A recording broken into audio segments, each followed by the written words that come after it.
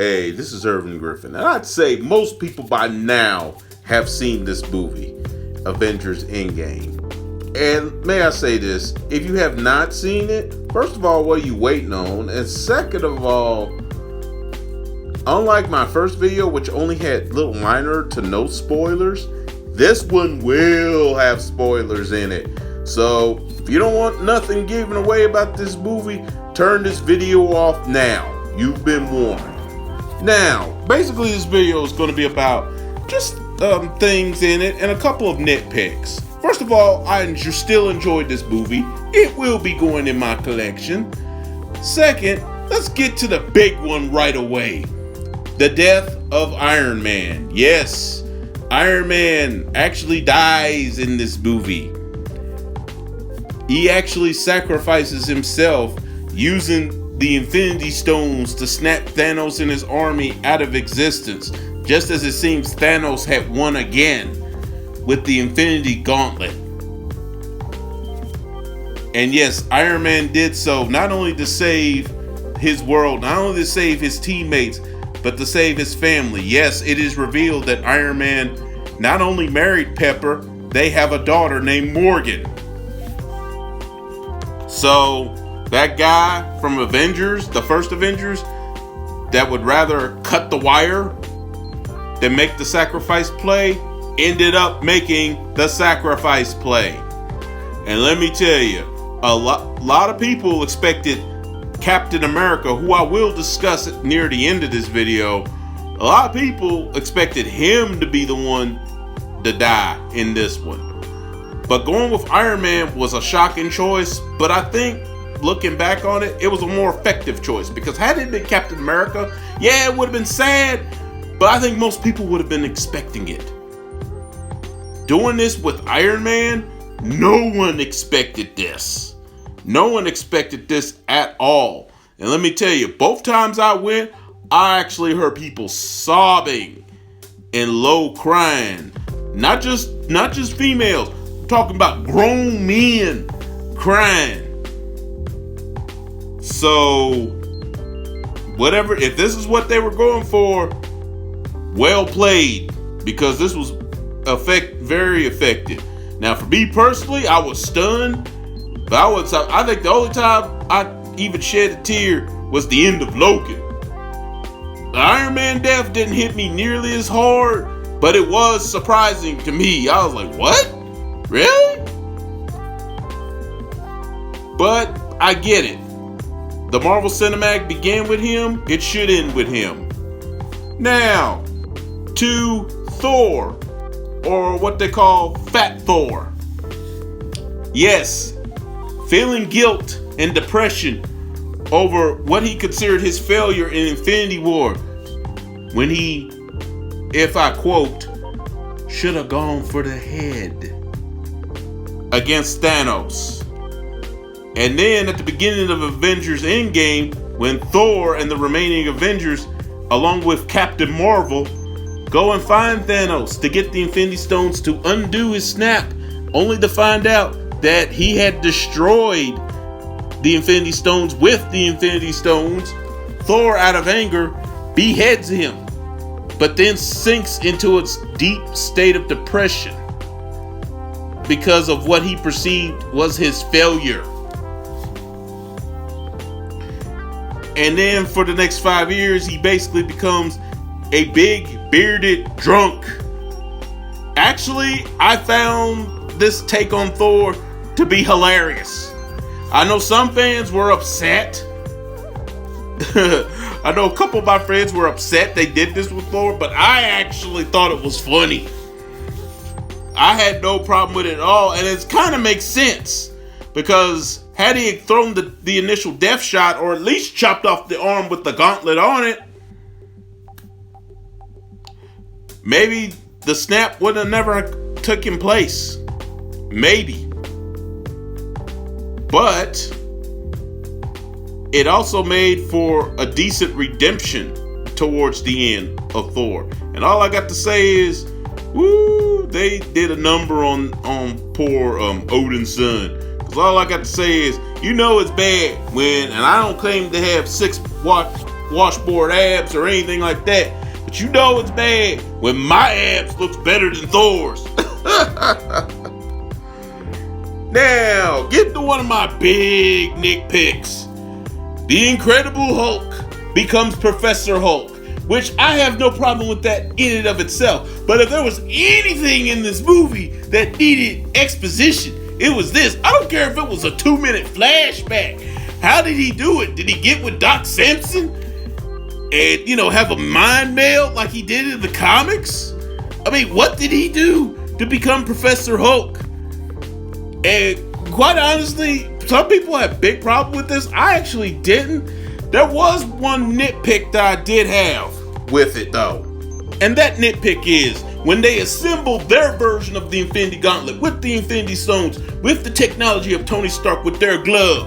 Hulk is the only one that can take it because Hulk was created from gamma radiation, and most of the energy coming out of the Infinity Stones was gamma.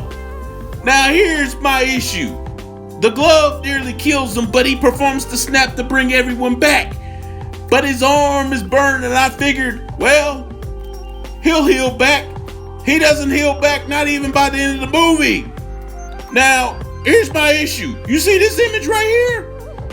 This image right here is of him as Professor Hulk, not Savage Hulk or any other Hulk. This is him as Professor Hulk, still with the power of the Green Hulk, the Green Savage Hulk. He got burnt to a crisp to where he had no skin at all by one of the UFOs who could burn like solar or ultraviolet energy. I don't know, I forgot which one, but he burnt him to a crisp. But as you can see, the man healed in seconds. The man healed in seconds. And this was Professor Hulk. This was Professor Hulk. He healed within seconds. You try to tell me that he couldn't heal from a burnt hand and arm enough to help out significantly in the final battle? That was a big nitpick on my part. I'm like, wait a minute. This is some, almost had me saying it. This is some BS. How the heck the Incredible Hulk can't heal from that?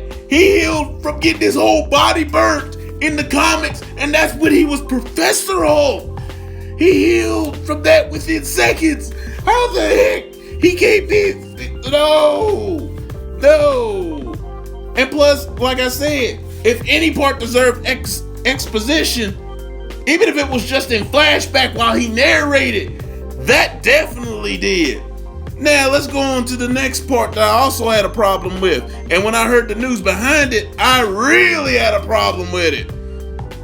And that was this right here with the Black Widow and with Hawkeye. First of all, they've always been kind of the Benson and Stabler of the Marvel Cinematic Universe.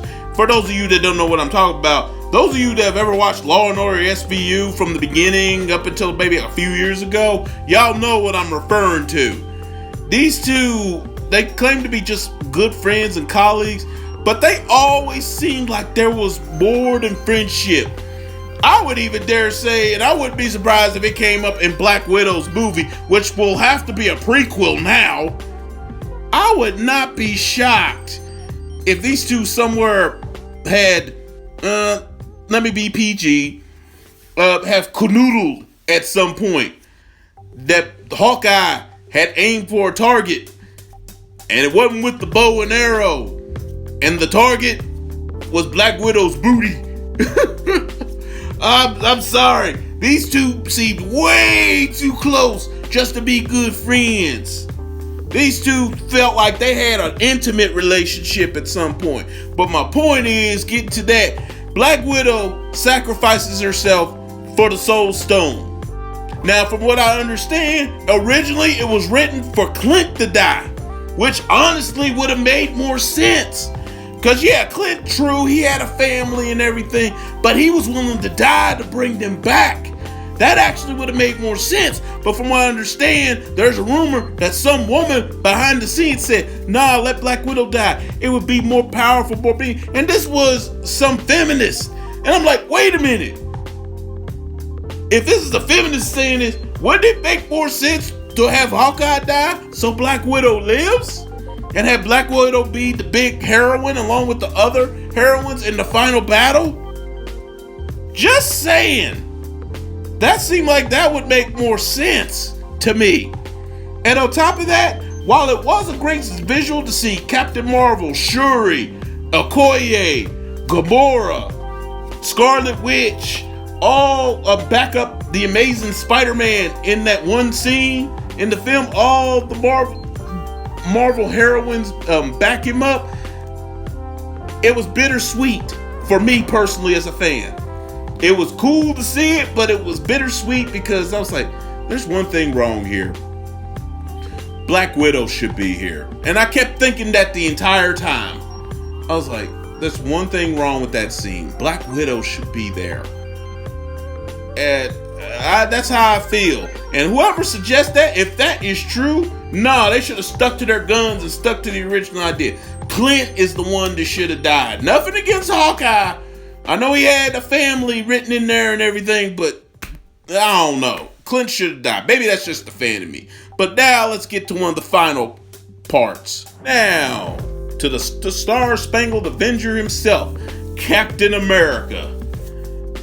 This guy was expected to die, but he surprisingly survives. And he does get a sweet ending at the end, where when he's sent back in time to put the Infinity Stones back where they were at the prior time in the proper place, he decides to go on back to the 1940s and get some of that good life that Tony Stark talked to him about. And that good life was with Captain America's one true love. And that was, of course, with Agent Peggy Carter, played by Haley Atwell. And nothing against that, actually I like that. The only thing I would have changed, instead of him coming back as an old man to talk to Sam Wilson, which on a side note, I have no problem with him passing the shield to Sam Wilson. A lot of fans wanted it to be Bucky, but you gotta think, guy, assassin, even though he was cleared of the whole thing in Civil War, he's still a kind of a wanted man for other suspected killings. So yeah, it might not be a good idea for him to be Captain America. So I can understand why he passed it on to Sam. But instead of that scene, this is what I would have done. When he came up with the Thor's hammer to put it back to and disappeared, when the Hulk brought it back, this would have been this. It'd have been his uniform neatly folded. It'd have been the time band, it'd have been the shield, and a note attached explaining. And then I would have faded to him having his dance with Peggy Carter, and that's how the film would have ended. Oh, and by the way, just for some fan service, I guess Captain America finally became worthy because he does wield Mjolnir in this movie, just like he did a couple of times in the comics, using both his shield and Mjolnir while Thor wielded Stormbreaker in the final battle against Thanos. So I must admit, that was a cool moment to see. And I gotta admit, I did not expect Captain America to survive the film, but he did. And he got his happy ending, which I have no issues with that. Overall, I still loved Avengers Endgame. I did have a couple of nitpicks, but as a whole, still enjoyed it. And if the MCU would have ended there, I'd have been cool. Though, on a side note question, just as a logical human being, two things. Actually, let me get the Captain America stuff out the way first. First of all, him going back and staying with Peggy Carter, did he figure out a way to avoid getting buried in the ice? Just saying. Did he figure out the way to get out the plane before it crashed and frozen for 70 years? I'm just trying to figure out, how did he do that where it wouldn't mess up the time stream? Just saying. Also, the side note with Nebula. If Nebula, the part where she killed her past self to prevent her from killing the past Gamora, if future Nebula killed past Nebula, shouldn't she be dead? I'm just saying that makes no sense. Now, Pascal being in 2023 like she is, that's cool. That's cool. That does make some sense. But Nebula should be Ghost right now. And that's really my only nitpicks with the film. I did let out some spoilers here, but overall, I still love this movie. And if you haven't seen it yet, what are you waiting for? I'm out.